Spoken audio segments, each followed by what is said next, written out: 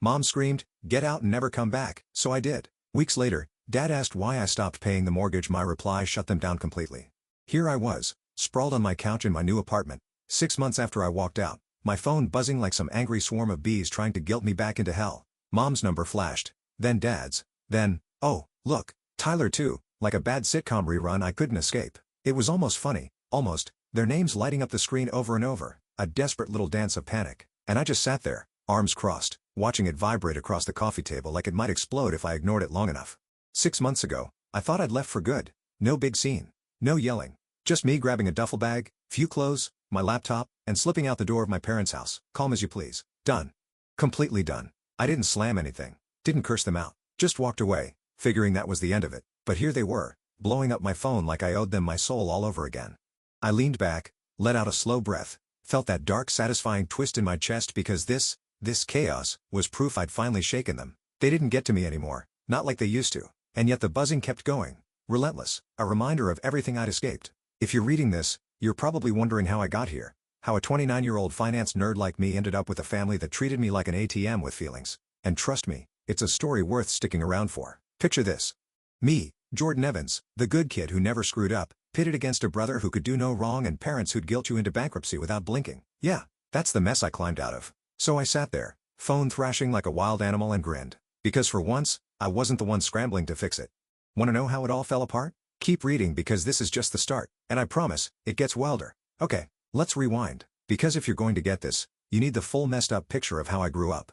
My name's Jordan Evans, 29 now, and back then, I was the kid who never gave my parents a reason to complain, never rebelled, never got in trouble, just kept my head down and did what I was supposed to. Meanwhile, my older brother Tyler, 33 and still a walking disaster, was the golden child, the one who could do no wrong even when he was wrong every damn day. Picture this. Tyler drops out of college at 20, just finding himself. Mom and Dad nod like it's some noble quest. He gets fired from 3 jobs in a row, retail, warehouse, even a cushy office gig, because they don't appreciate his creativity, and they shrug, say, times are tough for everyone. Then at 31, he moves back home. No job, no plan. Just flops on the couch like he's earned it, and they're fine with it, cooing over him like he's a lost puppy. Me? I got my first job at 16, flipping burgers after school, saved every penny, put myself through college with scholarships and late-night shifts, graduated with a finance degree, landed a solid job straight out. Did they ever throw me a parade? Nope. Fairly a good job, Jordan, because that's just what I did. I was the responsible one, the dependable one, the one who didn't need coddling. Love in our house, it wasn't warm, it wasn't free, it had strings, big fat ones, and I learned early they'd pull them whenever they wanted. Mom, Linda, she'd sigh dramatically when I'd visit. Oh, things have been so hard lately. Her voice all shaky like she was auditioning for a soap opera. And Dad, Mark, he'd toss out these casual little bombs. Tyler's trying so hard, just needs a little more time to get on his feet, like I was supposed to nod and agree. I saw it. I knew what they were doing, planting those seeds of guilt, and I let them. Because what else do you do when it's your family? I never asked them for a dime, not once, built my whole life from scratch. But guess who did ask? Over and over. Tyler, crashing back home with nothing to show for it, and guess who they expected to step up when their bills started piling up? Me. Always me. Because I had my shit together. Because I wasn't a mess like him. It wasn't outright abuse. I wouldn't call it that. But it was cold, calculated, the slow drip of expectation that I'd carry them all. Tyler could screw up 1,000,000 times, wreck his car, blow his rent money, whatever, and they'd bail him out, pat his head, say he'd figure it out eventually. Me, I'd show up with a paycheck and a plan, and they'd barely look up from their coffee like it was my job to keep the world spinning. I gritted my teeth through it, told myself it was fine. I could handle it. I was strong. Right? But that strength, it came with a price, and they never cared what it cost me. Mom would go on about how family sticks together, Dad would nod like some wise old sage, and Tyler, he'd just sit there smirking knowing he'd never have to lift a finger. That was my life, year after year, the good kid propping up the golden child and the parents who picked favorites without even hiding it. So when I say I walked out 6 months ago, you'll get why. It wasn't some random tantrum. It was me finally seeing the game for what it was, and refusing to play anymore. Stick around because this is where it gets good, where the guilt trips turn into full-on begging, and I stopped being their safety net for good. So there I was, Jordan Evans, 29, working my ass off in finance, pulling long hours, making decent money, and somehow, I ended up their personal lifeline, like I'd signed up for it without knowing. It started small, innocent almost. Mom calls, "Oh, Jordan, we're a little short on the electric bill this month." Her voice all pitiful. And I'd send a check. No big deal. Right? Then it's groceries. "We forgot to shop again. Could you grab a few things?" And I'd show up with bags because I knew they wouldn't bother otherwise. Then came the mortgage. "Just temporary," Dad said. We'll figure it out soon. But temporary stretched into every month, this slow, insidious creep until I was covering almost everything. Utilities, food, the damn house payment, everything except their car, while Tyler sat on the couch, controller in hand, racking up high scores like he was doing us all a favor. I never asked them for a dime. Built my life from nothing. But there I was, pouring my paycheck into their mess, and they acted like it was normal, like I owed it to them. Mom's eyes got heavier. "Things are so tight lately," she'd say, eyes all watery. And Dad, he'd chime in. "Tyler's still looking for something. It's tough out there." As if I hadn't been working since I was a kid. I'd nod. "Send the money." Keep my mouth shut. Because family helps each other. That's what they drilled into me. And I bought it, hook, line, and sinker. Meanwhile, Tyler's over there. 33. No job. No rent. Just chilling like a guest in his own home. And I'm the idiot picking up the slack, my bank account bleeding out, while they pretended it was fine. I gritted my teeth, dealt with it, told myself it was temporary. They'd get it together eventually. But months turned into years and nothing changed. Except me. I got angrier, quieter, this slow burn building up inside. I'd see my savings dip, my weekends vanish into errands for them, and still, they'd look at me like I was supposed to say thank you for the privilege. It wasn't like they demanded it outright. No, they were sneakier. Those little hints, those passive-aggressive jabs, were just a little short again until I was their crutch, their ATM, their fix for every dumb choice they made. Tyler never chipped in, not once, just soaked it all up, and I let it happen. Because what's the alternative? Let 'em sink. I thought I was being strong, responsible, the good daughter. But really, I was just dumb, letting them tighten that leash bit by bit until I couldn't breathe. That's how it went until 6 months ago when it all came crashing down, and I finally snapped. Keep reading, because that's where I stop playing nice and start fighting back. So, after years of playing their game, it all came to a head 6 months ago. A Sunday afternoon when I'd just finished a brutal week at work. My eyes burning from spreadsheets, my bank account still smarting from the latest family assist payment. I stopped by my parents' house like always, arms full of grocery bags because I knew they wouldn't have bothered shopping. And I walked in, expecting the usual quiet chaos. Instead, I got an ambush. Mom, Linda, sitting in the living room, arms crossed, lips pressed into that thin angry line she saved for when she was about to unload. Tyler sprawled on the couch, tapping his phone like nothing mattered. And Dad, Mark in the kitchen, shaking his head like I'd already disappointed him. I barely set the bags down, hadn't even said, "Hey," when Mom launched into it. "We need to talk, Jordan," her voice sharp enough to cut glass, and I knew, I knew, this wasn't going to be good. Dad stepped forward, hands in his pockets, all casual-like. "We've been talking, and we think it's time you contribute more. You make good money, and it's not fair for us to struggle while you're off living on your own, spending your paycheck, however you want." I just blinked, my brain scrambling to process that. "Because what? I already am contributing," I said, keeping my voice steady, but Mom scoffed. "A few bills here and there, that's nothing compared to what we need." Like, I was some stingy kid hoarding allowance. My hands curled into fists at my sides, nails digging in, and I tried to stay calm. "I've been covering the mortgage for 2 years. That's not nothing." But then Tyler rolled his eyes. "Come on, sis. You know they've done a lot for us. It's just money." And I snapped my gaze to him. "Us? I don't see you paying anything." That set Mom off, her face twisting. "Don't talk to your brother like that. He's trying his best." And I let out a laugh, cold and humorless. "Really? Because from where I'm standing all he's trying to do is set a world record for most hours wasted, doing nothing." Dad cut in, voice sharp. "Enough, Jordan. We're asking you to step up. The house is too much for us alone. If you were a good daughter, you'd take responsibility." Something in me broke right then, this jagged final snap. After years of giving them everything, my time, my money, my patience, and it still wasn't enough. I inhaled slow, let it out. "Let me get this straight. You want me to take over the mortgage completely, pay for everything while Tyler keeps doing nothing, and you don't see anything wrong with that?" Mom's lips thinned. "We just thought as our daughter, you'd want to help your family." And I shot back. "And what's Tyler? A houseplant?" Tyler sat up glaring. "I hate you." "Dude, I didn't ask for this." And I grabbed my bag. "No, but you sure benefited from it." Mom stood, anger rolling off her. "If you walk out that door, don't bother coming back." And I stared at her, this long, heavy moment, then smiled. "Okay, simple as that." And I walked out. No yelling, no big speech, just done. The air hit my face, cool and sharp, and I felt my shoulders loosen, like I'd been carrying their mess my whole life, and finally dropped it. That was it, the line in the sand. And I wasn't going back no matter how hard they tried to reel me in. I walked away that day, moved into my own apartment, a small quiet place that was mine, all mine. And for 6 months, I was free, finally free, breathing air that didn't stink of guilt trips and entitlement. I ignored the calls at first, the texts too, let them pile up like junk mail I'd never open. And it felt good, like I'd shed a skin I didn't know was choking me. No more grocery runs, no more late-night transfers to their account. Just me, Jordan Evans, 29, living for myself. And I swear, I could have danced on that couch some days. The silence was that sweet. They'd call, Mom's number flashing, Dad's too, even Tyler once or twice, but I'd watch it ring out, smirking, because they didn't own me anymore. Not one bit.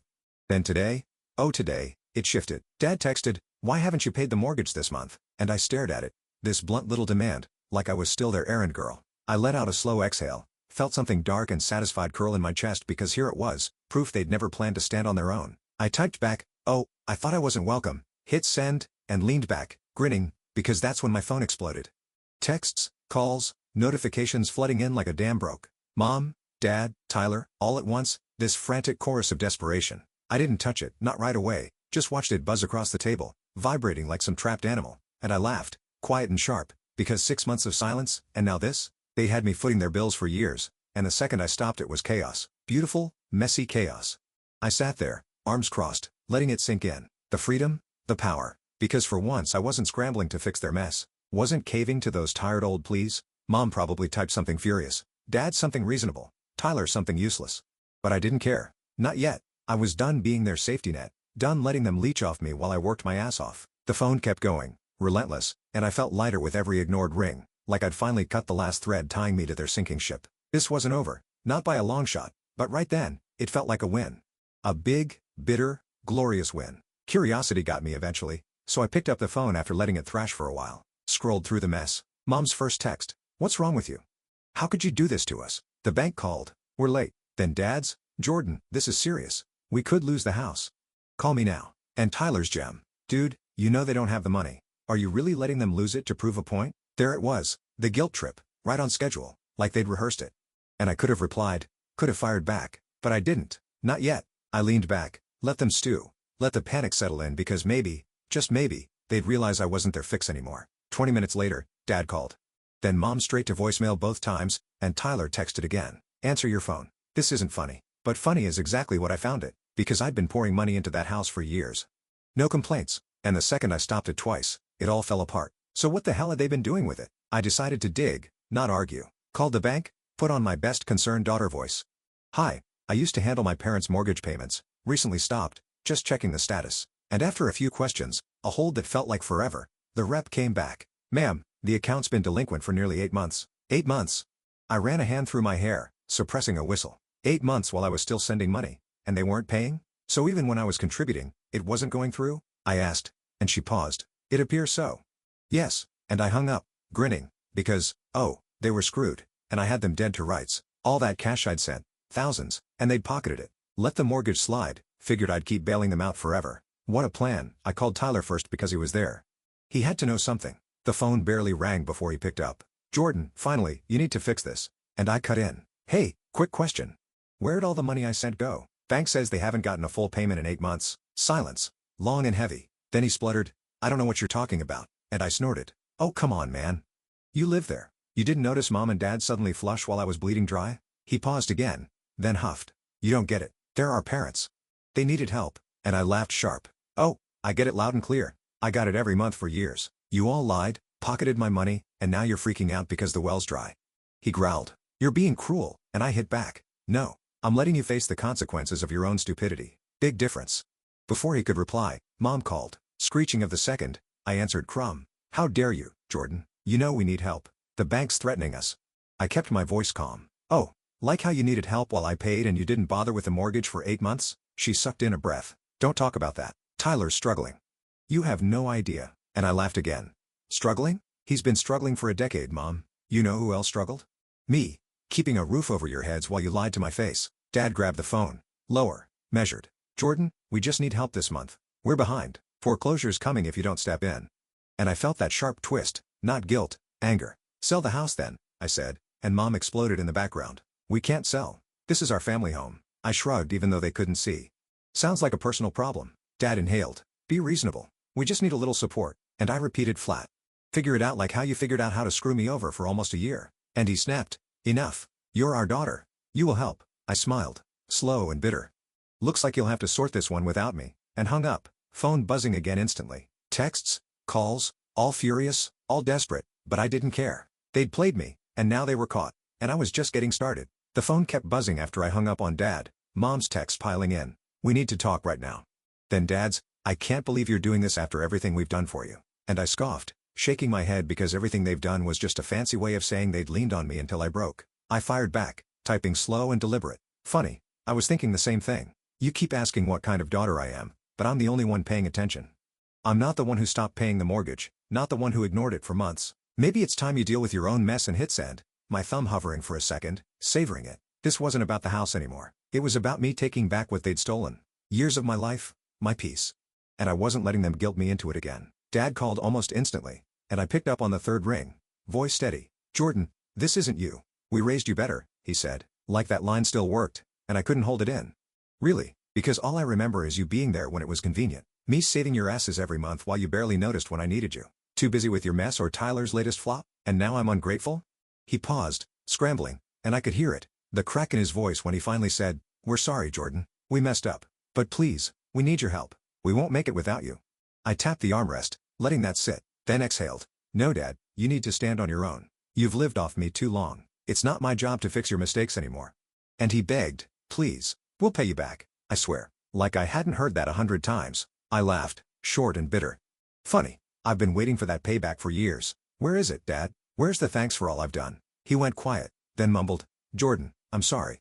You've been more than generous. I took you for granted. But don't let us lose the house. I'm begging you. This is everything."